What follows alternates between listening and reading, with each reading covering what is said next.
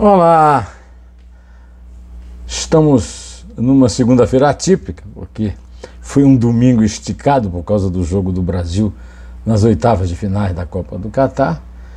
E é o momento de falar sobre essa ultrapassagem que o Brasil fez dessa fase, indo para as quartas de final, na sexta-feira, contra a Croácia, vice-campeão mundial na Rússia, mas que está com um time envelhecido e muito burocrático. Vamos dizer que o Brasil, nós tivemos muita sorte nessa arrumação das oitavas durante o primeiro, a chamada chave a chave inicial de abertura da Copa, né? Os jogos iniciais, os 3 primeiros jogos. Hoje é terça-feira, 5 de dezembro de 2022, e eu acho que o jogo parou o Brasil e é uma vitória importante. Eu gostaria de discuti-la aqui no começo do vídeo de hoje, depois que eu agradeço a todos vocês que continuam me acompanhando aqui, que me dão força, que prestam atenção nas coisas que eu digo, que comentam, né? Além disso, vou falar ainda em relação à Copa, o consumo de carne com ouro no Catar, exibicionismo pueril, e também vou falar no Tribunal Regional Federal da Primeira Região, suspendendo na segunda-feira, 5, a compra de 98 blindados italianos, que ninguém sabe o que é que o Exército iria fazer com eles. Além disso, até agora, a primeira manifestação pública de, ao mesmo tempo, tristeza e desespero de Bolsonaro por ter perdido a eleição, foi feita numa reunião com militares na qual ele chorou. Bom, o Brasil ganhou de 4-1 da Coreia do Sul.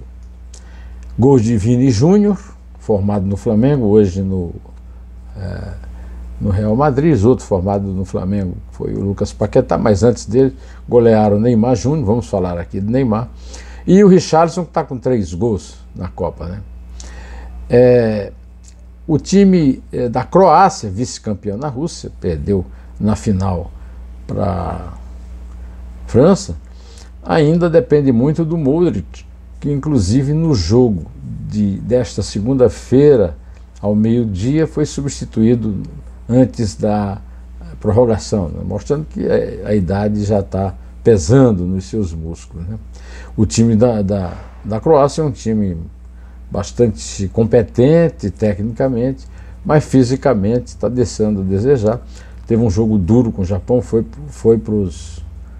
para a prorrogação, para os pênaltis, perdeu, a Croácia ganhou nos pênaltis, porque o Japão perdeu com uma absoluta infantilidade. Quem viu os japoneses batendo pênalti e o goleiro da Croácia defendendo todos os que ele perderam, e no fim só fizeram um, sabe que aquilo nunca treinou. E eu queria aqui cumprimentar Arthur Antunes Coimbra, o Zico, que levou o futebol para o Japão, lá no Kashima Antlers, e o Japão conseguiu um grande feito, perdendo apenas no pênalti nas oitavas de final e não indo para as quartas, né?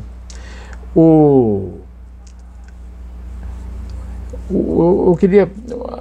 Neymar fez um gol de pênalti muito bem batido e foi o melhor jogador em campo.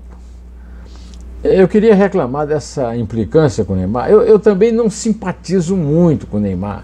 Acho que ele é muito mimado, muito infantil, mas aí a culpa é mais do Neymar pai do que dele. Tem uns problemas aí com o fisco, mas o fisco no Brasil não é também assim nenhum exemplo de bondade, de boa vontade e de justiça. De qualquer maneira, o Neymar é pago, e muito bem pago, para jogar. Joga num time de primeira linha na Europa, o Paris Saint-Germain, depois de ter saído do Santos, onde se foi formado, e passado pelo Barcelona. e não ganharia o que ele ganha se ele fosse o perna de pau, que tem muita gente comentando aqui, dizendo: ah, o Neymar não vale. Não, não é assim. Ele votou no Bolsonaro, fez propaganda do Bolsonaro, mas ele tem direito de fazer isso. Ele é um cidadão e tem... Os bolsonaristas acham que só eles são os donos da verdade. E o pessoal lulista também, né? O Neymar não pode ser levado em conta, porque mesmo sendo um gênio da bola, ele declarou seu apoio a Bolsonaro em troca de um perdão, um imposto, que eu nem sei se realmente existe isso, né? De qualquer maneira, eu quero lembrar que o Neymar, além de ter sido o melhor em campo, mesmo prejudicado por uma lesão no jogo de estreia do Brasil contra a Sérvia, no primeiro jogo da Copa, no jogo inaugural do grupo do Brasil na Copa, ele teve uma atitude muito bacana, que foi, junto com o Danilo, que também se contundiu no jogo com a Sérvia, carregar uma faixa em homenagem a Edson Arantes de Nascimento, o rei do futebol, o maior jogador de futebol de todos os tempos. Tem uns que Maradona, não sei o quê. Não, o maior jogador de futebol de todos os tempos, eu vi jogar, foi Edson Arantes de Nascimento, o Pelé.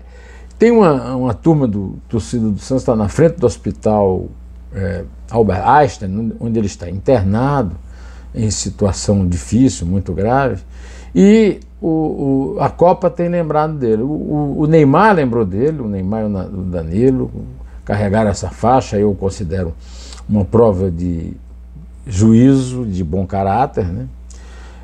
Muito embora que eu acho que o jogador que mais lembra o Pelé na Copa não é o Neymar.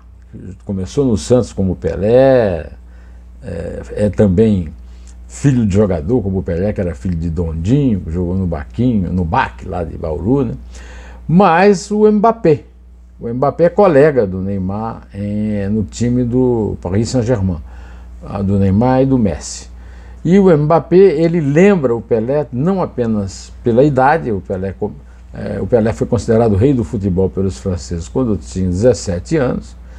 Há uma lenda que o Pelé era reserva do Dida. Não, o Pelé era titular. Foi quebrado por um jogador, um tal de Ari Clemente, que jogava no Corinthians num jogo treino, e o Dida jogou os 2 primeiros jogos da Copa. O Pelé entrou, aliás, os 3 primeiros jogos da Copa, o Pelé estava contundido e entrou num jogo que era um mata-mata, e que ele foi difícil enfrentar o País de Gales, e ele fez um golaço, um gol, passou antes por um chapéu no zagueiro, etc.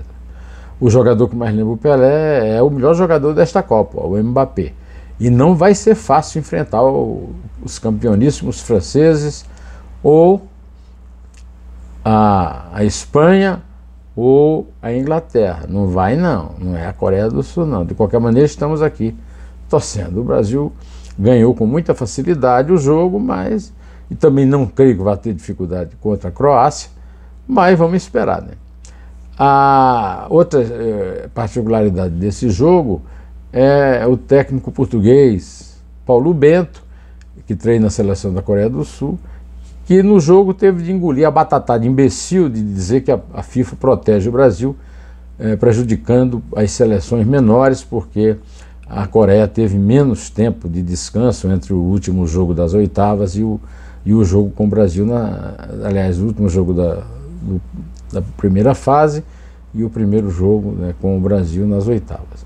Uma batatada imbecil, isso não existe, e ele teve que engolir e depois esqueceu, né? Afinal, o seu time descansou 2 horas mais que o Brasil, entre os jogos de sexta e o de segunda-feira, né?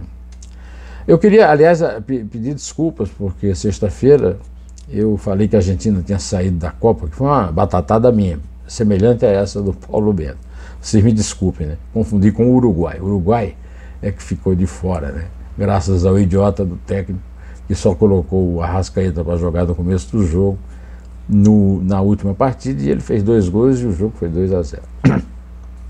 Como eu já lhes disse no começo, o Tribunal Regional Federal da Primeira Região, TRF1, suspendeu nesta segunda-feira a compra de 98 blindados italianos pelo Exército Brasileiro, que seria fechada nesta segunda-feira, menos de um mês antes do final do governo Bolsonaro. Isso é palhaçada, né? Para que o exército precisa de carros de combate? Não vai para a guerra, não vai nunca para a guerra. Se for, perde para qualquer país, perde para Venezuela, se for o caso. Bom, mas vamos voltar para a Copa, né?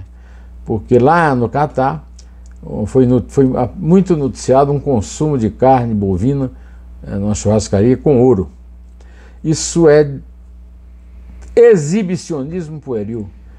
Acho ridículo um sujeito comer carne com ouro, mas cada um tem o dinheiro, compra carne com ouro como quiser. Agora, ficar botando em rede social para mostrar a riqueza é de uma infantilidade. Um homem como Ronaldo Fenômeno, dos maiores centroavantes da história do futebol mundial, diz que isso pode ser inspirador. Inspirador podia ser talvez ele divulgar de graça estímulo à doação de comida aos miseráveis patrícios dele, os brasileiros que estão com fome.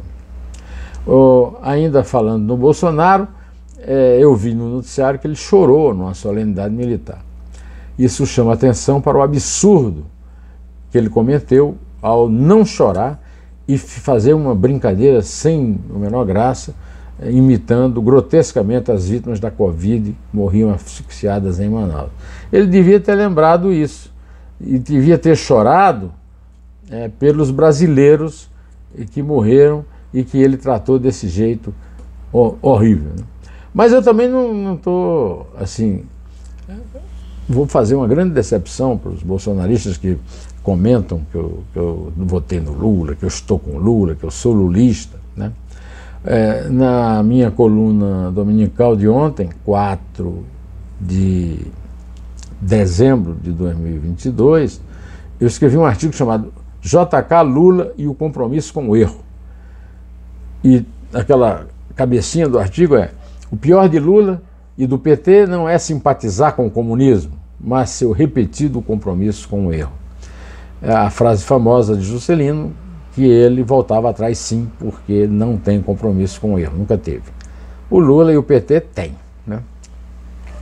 E aí eu faço no fim do artigo, como eu faço aqui, né, nos meus vídeos, a questão de ler o último parágrafo.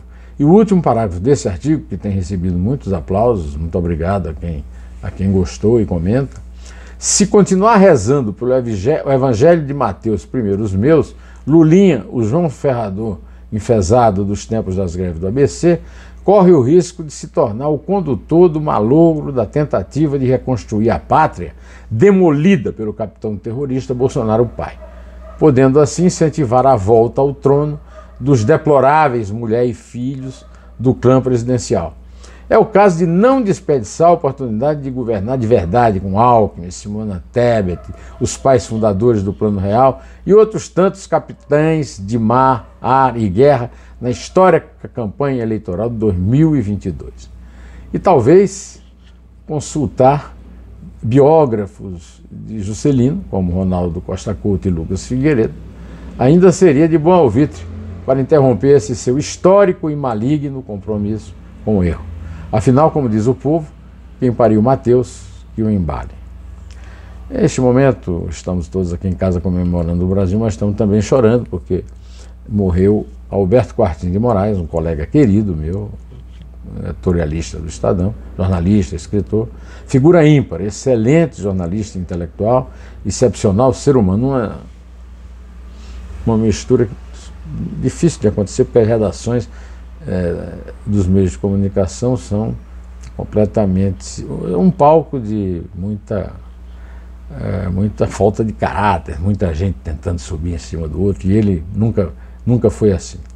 Eu também quero aproveitar para convidá-lo para ver a entrevista, Neumann entrevista com o professor da Universidade Federal Fluminense, Eurico Lima Figueiredo, especialista em Forças Armadas, e que está avisando que está na hora do futuro governo repensar o papel dos fardados, tendo como base a Constituição e não essas lorotas de campanha política. Além disso, convido para o Dois Dedos de Prosa, que entrou no ar no domingo, com a professora Exilda Mello, que fez parte de um grupo que escreveu um livro chamado Direito, Arte na Negritude, que concorreu à finalíssima do prêmio Jabuti. Quem ganhou o prêmio Jabuti, uma das modalidades do prêmio Jabuti, foi o meu amigo Walter Fanganiello Mairovich, e a entrevista da Zilda é um banho de conhecimento, de direito e de história, os 2 títulos universitários que ela tem, e a Maria Isabel Pimentel de Castro Pinto participa dessa entrevista como grande conhecedora desses assuntos todos, me ajudou, me deu um help danado nela. Eu convido vocês a assistir, tá? Ó, direto ao assunto, em pé.